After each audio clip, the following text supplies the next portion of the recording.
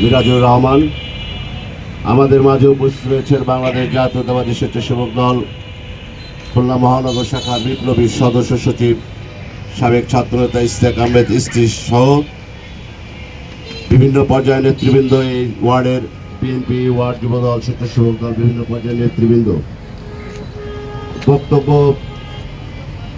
আসলেও দিবার মতো নয়। আজকে যারা এই দোয়া মাহফিলের অনুষ্ঠানে আয়োজন করেছেন, সর্বোপরি আমরা আপনাদেরকে ধন্যবাদ জানাচ্ছি আমাদের পক্ষ থেকে।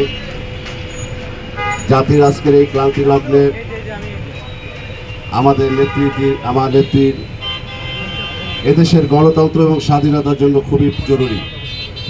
আর সেই কারণেই বাংলাদেশের 18 কোটি মানুষের হৃদয়ের স্পন্দন দেশ নেত্রী বেগম খালেদা জিয়া আরও কিছুদিন বেঁচে থাকুক, এই বাংলাদেশের স্বাধীনতা এবং স্বাধীনতা সার্বভৌমত্ব গণতন্ত্রের রক্ষার জন্য। আমরা আপনাদের কাছে আমাদের সংগঠনের ব্যক্তিগতভাবে আমরা আপনাদের কাছে আবেদন রাখবো, আপনারা যে যেখানে আছেন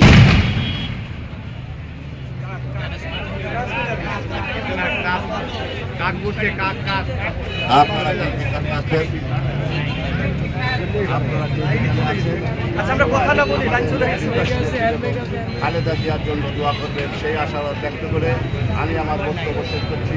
বাংলাদেশ জাতীয়তাবাদী শহীদ এবং খালেদা জিয়া।